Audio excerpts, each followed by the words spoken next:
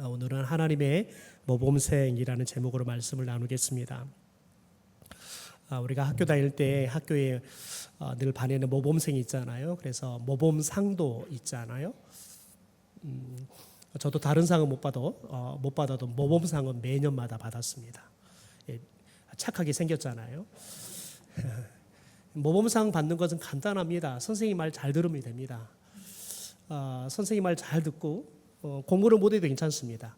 선생님 말 잘 듣고 조용히 학교 생활 잘하면 모범상 줍니다. 제가 고등학교 입학하고 지금 가만히 생각하니까 제가 좀 우울증이 왔던 것 같아요. 그래서 말이 없어졌어요. 그래서 제가 생각해보면 고등학교 1학년 때는 친구를 딱 한 사람 사귀었던 것 같아요. 반에서 가장 왕따 당하는 친구를 딱 한 사람 사귀었던 기억이 있는데요. 그래서 선생님이 너무 조용하게 있다고 모범상을 줬습니다. 왜냐하면 다른 애들이 하도 시끄럽게 하니까. 그래서 너무 조용히 말이 없어서 모범상을 받은 적이 있습니다. 여러분, 그런데 선생님들에게 있어서는 늘 그렇게 모범생이 선생님들이 좋죠. 왜냐하면 자꾸 문제 일으키면 선생님 피곤하잖아요. 자꾸 가출하면 또 잡으러 다녀야 되고.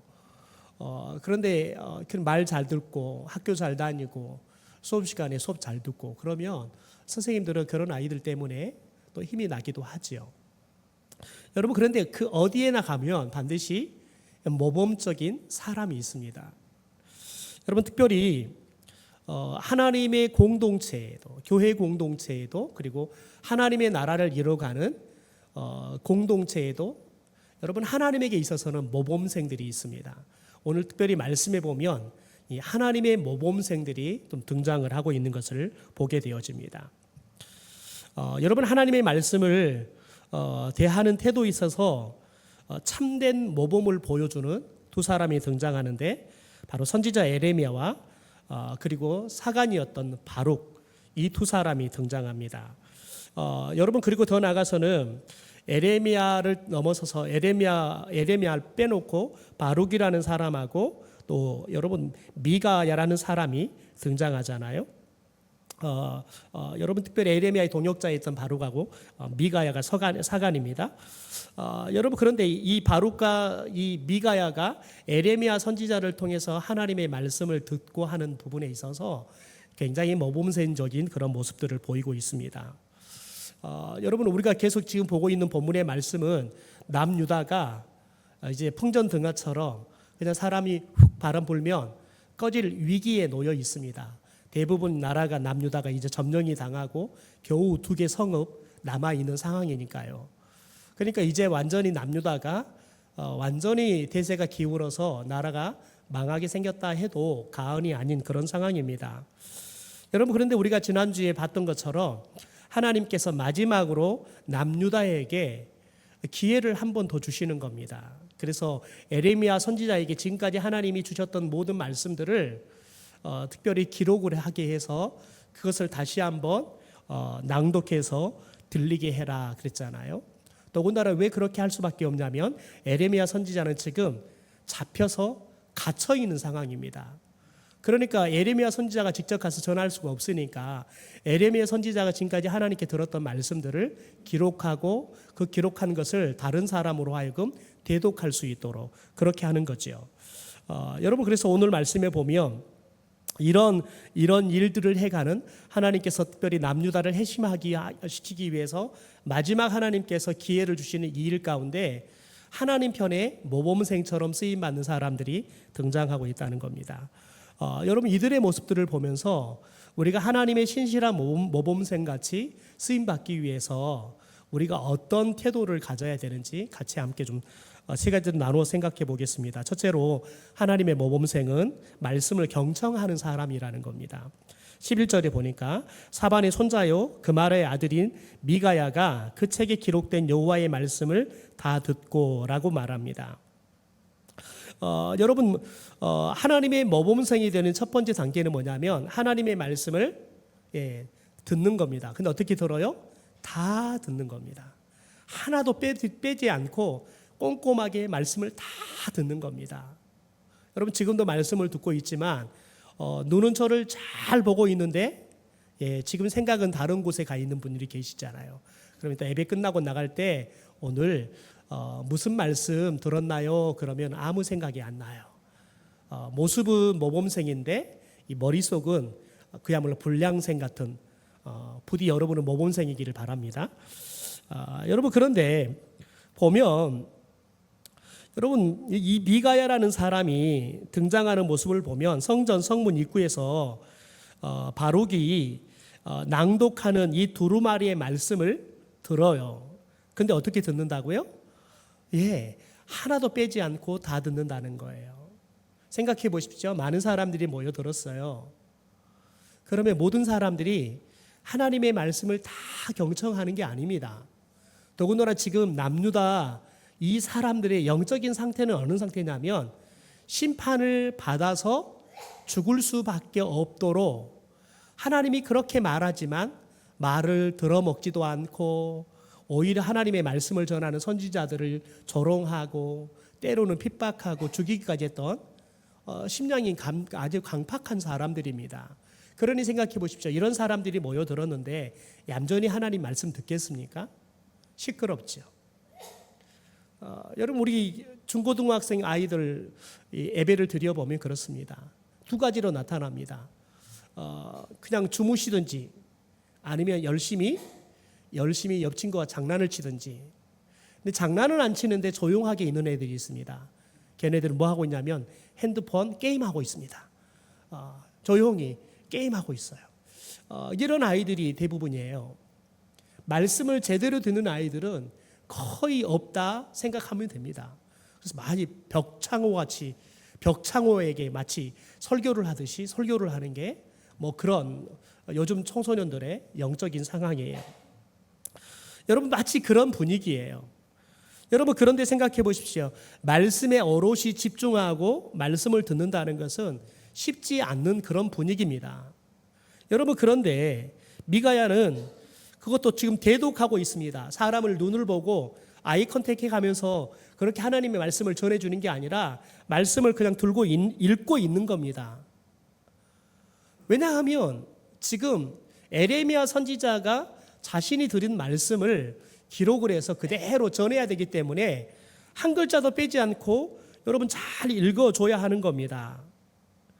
여러분 그러니까 바룩은 열심히 말씀을 대독해서 읽고 있는 겁니다. 그때 미가야는 말씀을 열심히 듣는 거예요. 여러분 사람이 자기를 바라보고 이야기할 때 집중력은 좋아집니다. 그런데 자신도 보지 않고 그냥 여러분 원고 보고 읽으면 집중력이 떨어지죠. 여러분 그러다 보니까 지금 이 상황은 결코 말씀을 집중해서 잘 듣는다는 것은 더군다나 분위기도 그렇지만 지금 자기에게 말씀을 들려주는 사람이 자기 얼굴 한 번도 쳐다보지 않고 두루마리 이 성경 가지고 보고는 읽고만 있는 겁니다. 여러분 그러니 여러분 말씀에 집중한다는 것은 쉽지 않습니다. 여러분 그런데 미가야는 말씀을 집중해서 들었다는 거예요. 여러분 그래서 그 표현을 뭐라고 말하냐면 말씀을 다 들었다라고 표현해요. 말씀을 다 들었다. 여러분 그래서 말씀을 다 듣고 그가 왕궁으로 내려가서 서기관의 방에 있는 다른 모든 고관들에게 자기가 들은 모든 말씀을 또 그대로 여러분 전했다라고 기록해요. 13절 볼까요?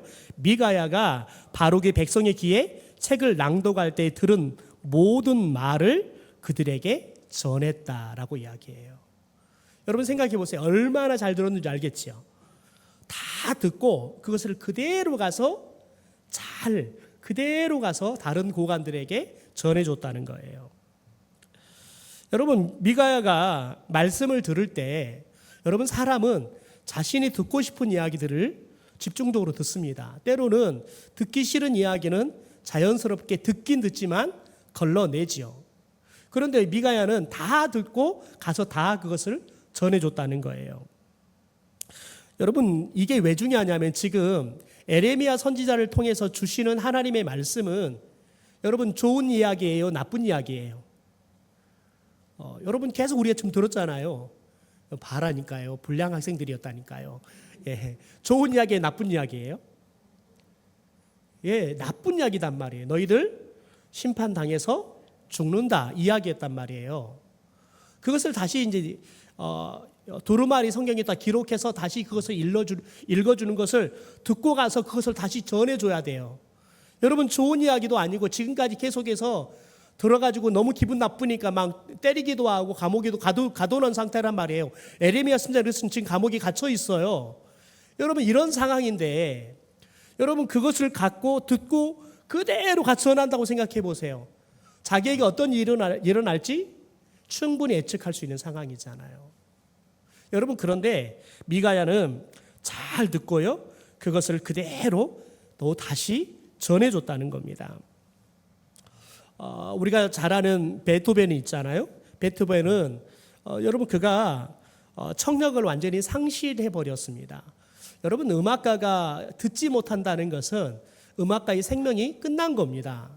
여러분, 그런데 베토벤은 청력을 완전히 잃어버리고 난 다음에 음악가로서의 생명이 완전히 끝나고 난 상태에 그때부터 그가 불후의 명곡들을 작곡합니다. 여러분, 그래서 사람들이 너무 신기하잖아요. 못 듣는데. 그러면 대부분의 사람들은 더 이상 곡을 작곡할 수가 없는데 베토벤은 못 듣는데 오히려 그런 더 탁월한 음악들을 작곡하는 겁니다. 그래서 이렇게 질문을 해요.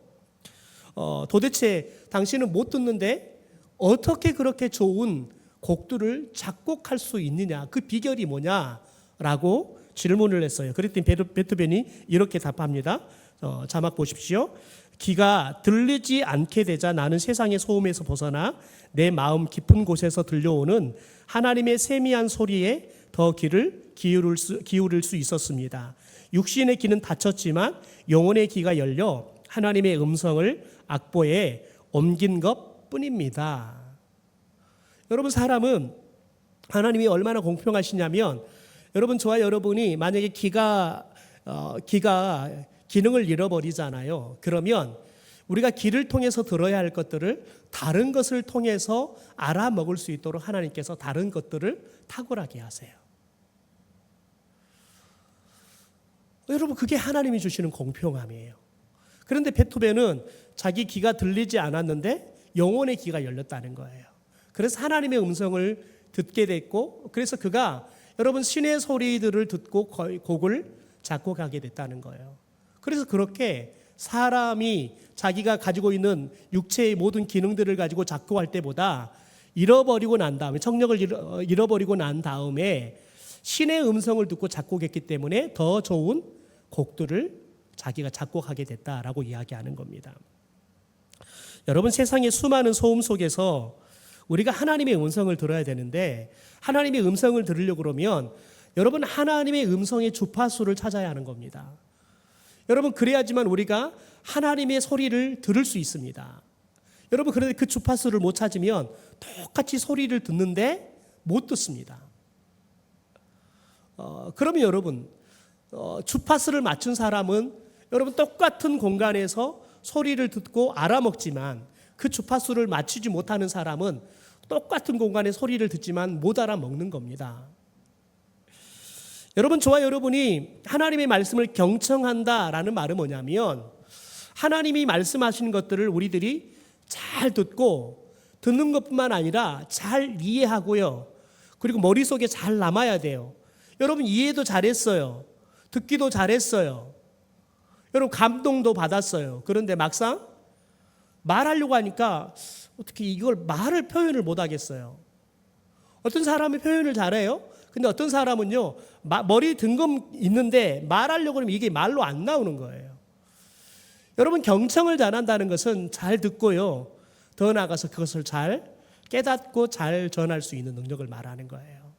왜요? 여러분, 저와 여러분은 말씀을 증언해야 할 사명이 있습니다. 그러니까 우리는 듣는 것도 중요하지만 그것을 전해줘야 할, 증언해야 할 사명이 있는 거예요. 여러분, 그래서 우리는 하나님이 주시는 이 경청의 능력 잘 듣고 이해하고 여러분, 우리가 그것을 마음에 담고 더 나아가서 그것을 우리가 표현해서 증언할 수 있어야 돼요. 다른 사람들이 이해하고 들을 수 있도록. 그게 경청의 능력이에요. 여러분, 저와 여러분 가운데 그런 은혜가 있게 되기를 주님의 이름으로 축원합니다. 두 번째, 하나님의 모범 수행은 말씀 앞에 경외함으로 반응하는 사람입니다. 우리 16절을 보면 그들이 그 모든 말씀을 듣고 놀라, 말씀을 들었어요. 반응을 어떻게 보여요? 놀라 서로 봤대. 놀라서 서로 막 쳐다봤대요. 자, 그리고는 바룩에게 이르되 우리가 이 모든 말을 왕에게 아뢰리라. 여러분, 그 말씀을 듣고 반응을 어떻게 보여요? 놀랬어요. 놀래가지고 서로 쳐다봤대요. 그리고는 바룩에게는 뭐래요? 우리가 왕한테 가서 우리가 들은 말을 그대로 전하겠다라고 반응을 보였다는 겁니다. 여러분, 미가야의 보고를 받은 이 고관들이 특별히 여우디를 보내서 바룩을 불러오게 합니다. 그리고 바룩에게 그 두루마리를 직접 다시 낭독하게 해요. 바룩이 하나님의 말씀을 낭독하자 그 말씀을 여러분 고관들이 듣고 반응했던 겁니다. 우리가 방금 읽었던 16절의 말씀이 그런 거예요. 여러분, 그러니까 특별히 여러분 미가야가 듣고 와서 고관들에게 전해줬어요. 여러분, 그런데 다시 직접 전한 직접 기록하고 읽어줬던 바룩을 불러와요. 그리고는 이 바룩을 통해서 다시 말씀을 듣는 겁니다. 여러분, 그리고는 그들이 놀라요. 여러분, 재밌지 않아요? 미가야는 여러분 지금 기록한 두루마리 성경을 보고 읽습니까? 아니면 자기가 들었던 것을 지금 아이 컨택을 해가면서 여러분 이 고관들에게 전한 겁니까? 재밌잖아요. 여러분, 아이 컨택을 하고 그가 들은 것을 그대로 전해줘요. 근데 여기에서는 크게 어떤 반응에 대한 이야기가 없어요. 다시 사람을 여우디를 보내가지고 바룩을 데려오게 하고 바룩이 읽어주니까 그걸 듣고 놀래요. 그리고 서로 얼굴을 쳐다봐요. 그리고 왕에게 전하겠다는 반응을 보여요. 여러분, 우리는 여기서 아주 중요한 원리, 영적 원리를 발견합니다. 여러분, 저희는 설교학 시간에 할 수 있으면 아이 컨택을 하며 말씀을 전해라 라고 훈련을 받아요. 여러분, 그런데 제가 사역했던 굉장히 큰 교회들의 대다수의 굉장히 영적 영향력들을 20년 이상 나름대로 미쳤던 목사님들은 참 독특하게 그분들은 설교를 원고를 보고 처음부터 마지막까지 읽었다라는 거예요. 그러니까 사람들이 그분에 대해서 그분의 설교가 참 은혜가 되고 사람들이 감동을 듣고 그 사람들이 그분의 목사님의 설교를 들으면 사람들이 변화가 일어난다라는 이야기를 들으니까 기대를 하고 와요. 그리고 설교를 듣는데 대부분 실망하고 가요. 왜냐하면 목사님이 처음부터 마지막까지 원고만 보고 읽고 앉았는 거예요. 그것도 똑같은 톤으로 처음부터 마지막까지. 그러니까 설교가 들리는 게 아니라 잠이 와요. 그런데 사람들은 왜 이런 설교를 은혜를 받고 삶이 변한다고 이야기하지?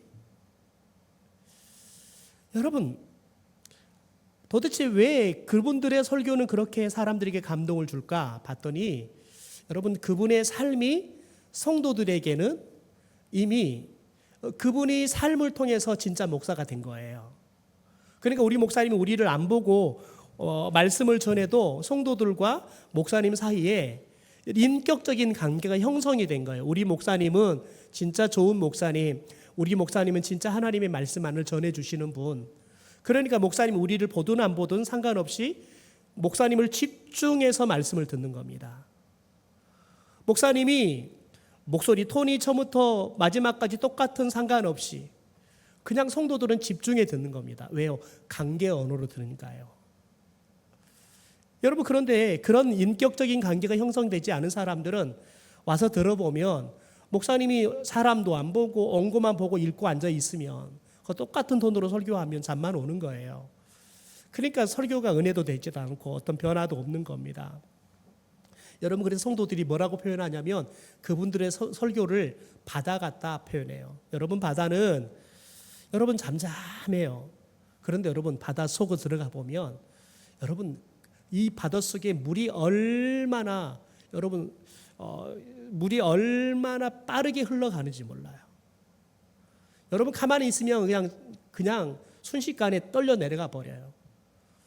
그러니까 성도들이 겉보기에는 잔잔한데 그분의 설교를 듣고 있으면 영혼들이 막 뒤집어지는 역사들이 나타난다는 거예요. 여러분, 제가 설교할 때도 그런 은혜가 있게 되기를 소망합니다. 여러분, 그런데 여기서 놀랐다 표현을 그렇게 해요. 그런데 여기서 놀랐다라는 말이 히브리어로 파하드라는 말입니다. 그런데 어떤 의미가 있냐면 두려워하다, 공포에 떨다, 경악하다라는 말이 있어요.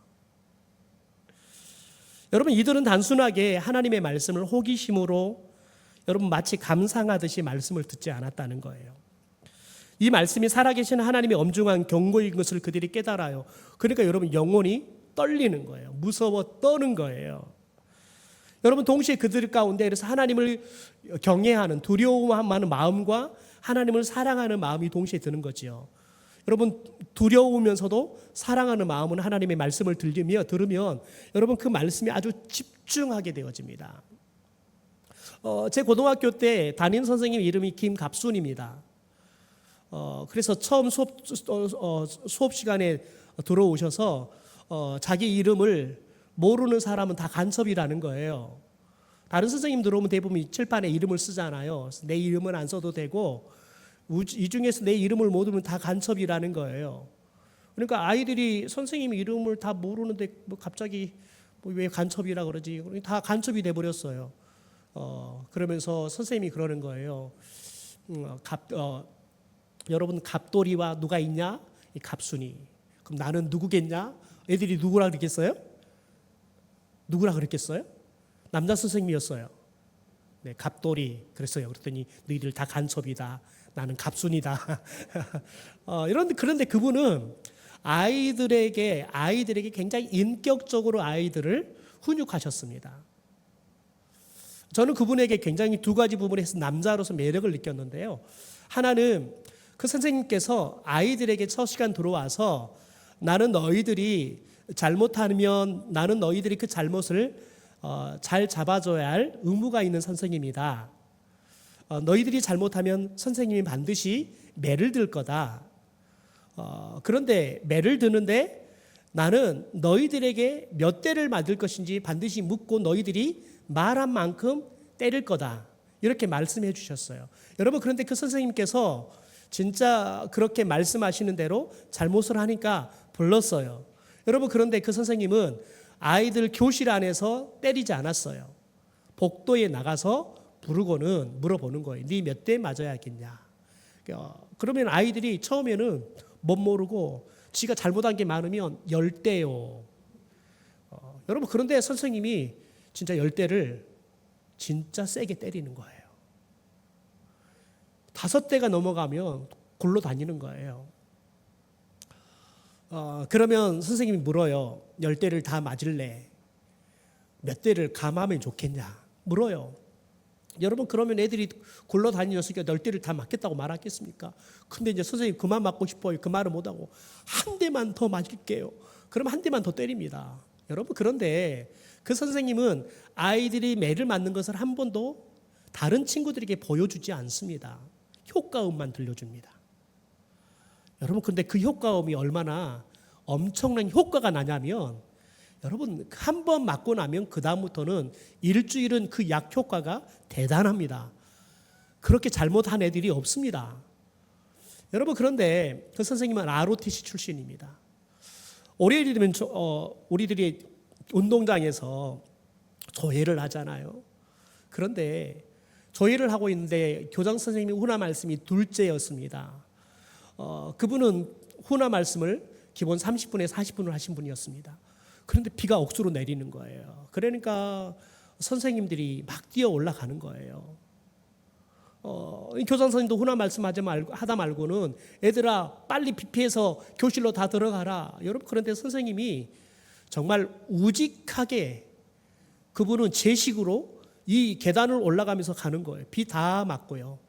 여러분, 비를 맞고 그 선생님이 정말 사나이답게 멋있게 올라가는 거예요. 남자아이들이 그거 보고 다 반해버렸어요.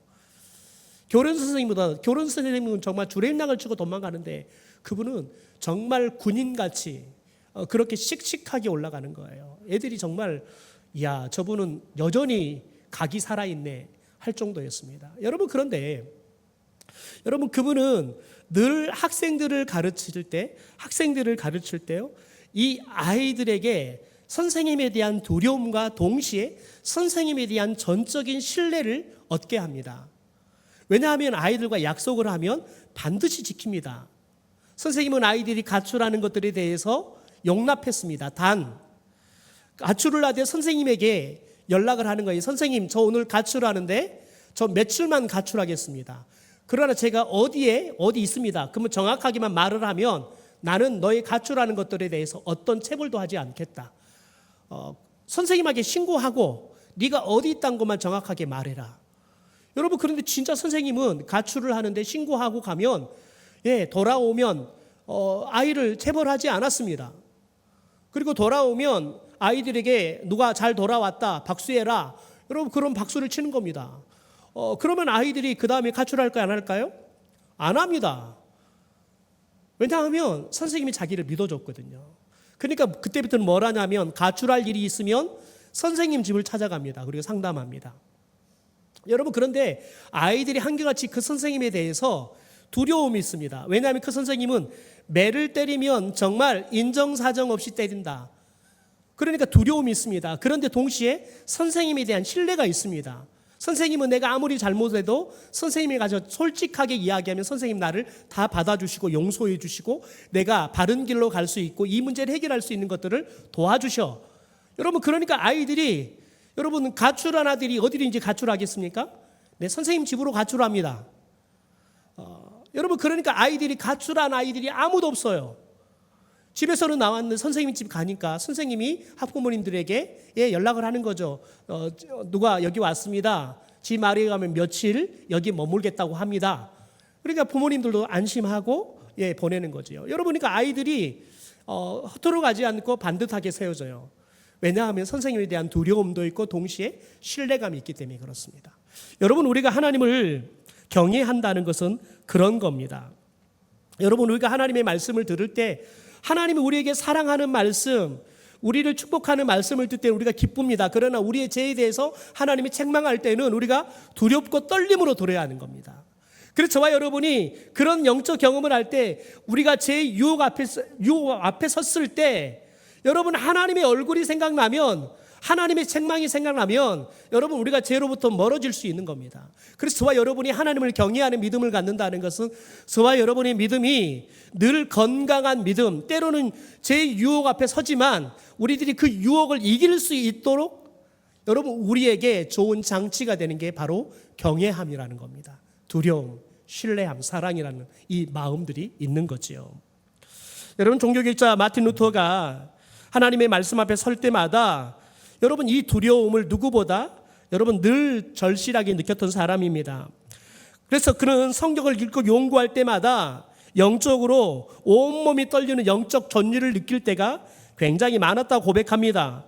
이렇게 고백합니다. 나는 성경을 읽을 때 마치 하나님께서 지금 내 눈앞에서 직접 벼락을 치며 말씀하는 듯한 두려움을 느낀다. 이 말씀 앞에 내가 바로 서지 않으면 나는 아무것도 아니다. 여러분, 그러니까 늘 말씀 앞에 겸허히 서는 겁니다. 때로는 말씀 앞에 섰는데 내 죄가 보이기 시작하면 두려움으로 떠는 거예요. 절로 여러분, 하나님이 잘못했습니다. 무릎 꿇고 회개하는 거였죠. 여러분, 그럴 때, 우리가 그럴 때 하나님의 말씀 앞에 순종하며 살아가는 겁니다. 여러분, 말씀을 들을 때, 그래서 우리들이 말씀을 들을 때 하나님의 말씀 앞에 경외함으로 반응을 보이는 건 매우 중요한 겁니다. 그래야 저와 여러분이 죄로부터 먼 삶을 살아가고 죄로부터 우리들이 회개하는 삶을 살아가는 삶의 결단이 나타나기 때문에 그렇습니다. 여러분, 그러므로 저와 여러분이 하나님의 말씀을 들을 때마다 여러분, 하나님의 말씀을 경외함으로 우리들이 마음으로도 반응하고 우리 입술로도 반응하고 삶으로도 반응해서 그 말씀이 우리 안에 그대로 생명력과 우리를 변화시키는 능력으로 나타나게 되기를 주님의 이름으로 축원합니다. 마지막 세 번째 하나님의 모범생은 말씀의 대가를 감당하는 사람입니다. 17절 볼까요? 그들이 또 바룩에게 물어 이르되 너는 그가 불러주는 이 모든 말을 어떻게 기록하였느냐 청하노니 우리가 우리에게 알리라. 여러분 고관들이 바룩에게 이 말씀을 기록한 경위를 물어요. 그랬더니 바룩은 숨기지 않고 에레미야가 불러준 대로 먹으로 두루마리에 기록했다고 당당하게 밝혀요. 18절입니다. 세번역입니다. 바룩이 그들에게 대답하였다. 에레미야 예언자께서 저에게 이 말씀을 모두 불러 주셨고 저는 그것을 받아서 먹으로 이 두루마리에 받아서 씁니다. 여러분 고관들이 이 말씀을 그대로 누구에게 전해준다 그랬어요? 왕에게 전해준다 그랬어요. 여러분 고관들도 그렇고 여러분 오늘 이것을 진솔하게 밝히는 바룩도 그렇고요. 에레미야도 그리고 모든 사람들도 다 뭘 알았냐면 이것을 왕에게 그대로 고하면 피바람이 불 것을 직감하고 있었어요. 여러분 그런데 보십시오. 바룩은 그걸 직감하지만 당당하게 밝혀요. 왜요? 자신은 하나님의 말씀을 에레미야 선지자가 불러주는 대로 기록했어요. 그리고 왜 기록해야 되는지를 알아요. 기록하고 이 말씀을 가서 그대로 들려주고 백성들이 들으면 혹여 회개하고 주님 앞에 돌아와서 마지막 기회를 잡을 수 있을까 해서 하나님께서 그렇게 시켰다는 걸 아는 거예요.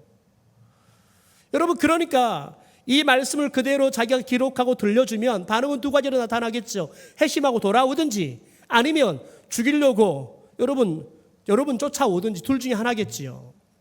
여러분 그런데 지금 전체적인 분위기는 어떤 분위기냐면 회심하기는커녕 어떤 놈이 이 말을 했냐, 누가 이걸 이렇게 써가지고 읽어줬느냐, 발본 세본해서 다 죽여라. 여러분 이런 피바람이 불 줄 알았단 말이죠. 그럼에도 불구하고 여러분 하나님의 메신저로 여러분 그들이 쓰임을 받을 때 여러분 그들은 여러분 이 말씀을 그들이 기록하든지 대독하든지 여러분 말씀을 전하는 사람으로서의 대가를 여러분 감당하는 데 있어서 조금도 주저하지 않았다고요. 여러분 최근에 보니까 중국에 가정교회를 하다가 공안하게 잡혀서 6년 동안 잡혀서 감옥살이 하다가 풀려났던 목사님이 있는데 안타깝더라고요. 미국으로 이제 풀려나서 미국으로 돌아갔는데 여러분 그 대가가 얼마나 크냐면 너무 고문도 많이 당하고 힘든 시간들을 보내가지고 집 비밀번호 4자리를 기억을 못한다는 거예요. 여러분 그 말씀을 전하려다가 가정교회를 세우고 그래서 하나님의 나라를 그리고 하나님의 말씀을 지속적으로 전하는 이 일을 감당하려다가 잡혀 들어갔어요. 최근에 중국 보니까 여러분 2년 3년 전에 이렇게 SNS로 주고받고 하면서 성경 공부했던 이런 것까지 다 찾아내가지고 지금 다 처벌하고 있는 상황이에요. 여러분 지금이 어떤 시대보다 중국이 복음에 대해 선교에 대해서 핍박하고 있어요.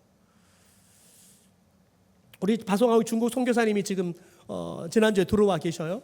8월 달에 오시기로 하셨는데 들어와 계셔요. 굉장히 조심해요. 그래서 SNS도 여러분 예배 이런 거 아무것도 쓰지 않습니다. 선생님으로 쓰고요. 사장님으로 쓰고요. 예배라고 하지 않습니다. 회의라고 씁니다. 회의가 몇 시에 있습니다. 몇 시까지 오시면 되겠습니다. 이렇게 다 주고받습니다. 왜냐하면 지금은 예전에는 그냥 그런 것들을 자기들에게 그냥 완전히 그냥 노출되는 것들만 찾았는데 지금은 2년 3년 전까지 다 추격해가지고 처벌하고 있대요. 여러분 그런데 그럼에도 불구하고 이 말씀을 전하는 거 이렇게 잡히면 우리가 공안에 잡히면 가서 고문당하고 살아나오지도 못하고 죽을 수도 있다라는 생각을 갖지만 그 말씀을 전하는 데 있어서 우리는 마땅히 대가를 지불해야 한다 그러면 지불하겠다는 여러분 그 마음으로 말씀을 전하는 선교사님들이 여러분 수없다는 거예요. 여러분 선교사님들이 여러분 나가서 선교하는 거 늘 여러분 20년을 살아도 30년을 살아서 신분이 늘 불안정합니다. 비자가 나지 않으면 나가야 합니다. 다 놓고 나가야 합니다. 그러니까 비자를 다시 재발급 받아야 할 때마다 늘 기도합니다. 비자 안 나면 어떡하지? 여러분 늘 약자처럼 살아갑니다. 그럼에도 불구하고 여러분 왜 그런 불안하고 여러분 20년 30년 늘 퍼주기만 해도 여전히 약자처럼 여러분 그렇게 부려먹기도 하고 이용해 먹기도 하고 함에도 불구하고 왜 선교사님들이 선교지를 떠나지 않고 말씀을 전합니까? 그게 말씀을 전하는데 지불해야 할 대가라는 것을 알기 때문에 그렇습니다. 그 대가를 지불하지 않으면 말씀을 전할 수 없다는 걸 알기 때문에 그렇습니다. 그게 불합리해요. 억울해요. 여러분 그걸 알지만 그럼에도 불구하고 여러분 그런 불합리함을 당하고 억울한 일을 당하지만 이 하나님의 말씀이 너무 소중하니까요. 그런 대가를 지불하고라도 하나님의 말씀을 전해야 한다는 그 마음이 있으니까 여전히 그 선교지에서 그 불안하고 억울한 일을 당하고 아무리 여러분 사랑을 베풀어도 도둑질하고 강도질하고 여러분 이런 일을 당해도 여전히 그 선교지에 남을 수 있는 게 바로 그거인 겁니다. 여러분 우리가 잘 아는 에콰도르의 아우카 부족에게 복음을 전하러 들어갔다가 여러분 내리자마자 아우카 부족의 창에 죽임을 당했던 짐 엘리엇 선교사의 이야기가 우리에게는 여러분 울림이 있잖아요. 여러분 짐 엘리엇 선교사가 여러분 들어가서 배에서 내리자마자 그들의 창에 의해서 그냥 죽습니다. 복음 한번 못 전하고 죽습니다. 그러니까 여러분 사람들이 비웃죠. 여러분 무모한 낭비를 했다고 비웃습니다. 여러분 그런데 짐 엘리엇이 대학 시절에 그 일기장에 이런 글을 남겼다고 해요. 영원한 것을 얻기 위해 영원하지 못한 것을 버리는 자는 결코 바보가 아니다. 여러분 알았다는 거예요. 가면 그가 복음 한번 전하지 못하고 죽을 수 있는 바보 짓일 수 있다는 것을 직감하고 알았어요. 여러분 그런데 짐 엘리엇이 그럼에도 불구하고 누구나 예측할 수 있음에도 불구하고 여러분 목숨을 걸고 가는 건 뭐냐면 여러분 저들에게 영원한 생명을 여러분 줄 수만 있다 그러면 영원하지 않는 내 생명 여러분 이거 버리는 거 바보짓이 아니라는 걸 그는 알았기 때문에 그러는 거예요. 다른 사람은 다 바보짓 했다고 손가락질해도 그건 바보짓이 아니라 저들에게 영원한 것을 줄 수 있다 그러면 기꺼이 영원하지 않는 내 생명 버리는 거 아깝지 않다는 겁니다. 여러분 말씀을 우리가 전하는 거 말씀이 누군가에게 흘러가게 하는 것은 여러분 반드시 대가가 따르게 되어 있습니다. 저와 여러분이 눈물 없이 저와 여러분이 편안하게 안락하게 복음을 전하고 영혼이 살아난다? 결코 있을 수 없습니다. 여러분 개가 강아지를 낳아도 여러분 산고를 다 겪어야 합니다. 산고를 겪지 않고서는 여러분 어떤 생명도 태어나지 않습니다. 여러분 우리가 복음을 전하고 영원한 생명을 얻는다는 것은 여러분 그 어떤 것보다 존귀한 생명을 얻는 일입니다. 그러니 여러분 생각해 보십시오. 얼마나 여러분 큰 산고가 있어야 되는지. 여러분 그런데 우리는 이 시대에 너무 복음을 전하는데 쉽게 편하게 복음을 전하려고 하죠. 힘들면 포기합니다. 여러분 저는 우리 교회가 우리 성도들이 우리가 복음을 전함에 있어서라면 여러분 대가를 기쁘게 감당할 수 있는 여러분 그런 교회 그런 성도들이 되기를 주님의 이름으로 축원합니다.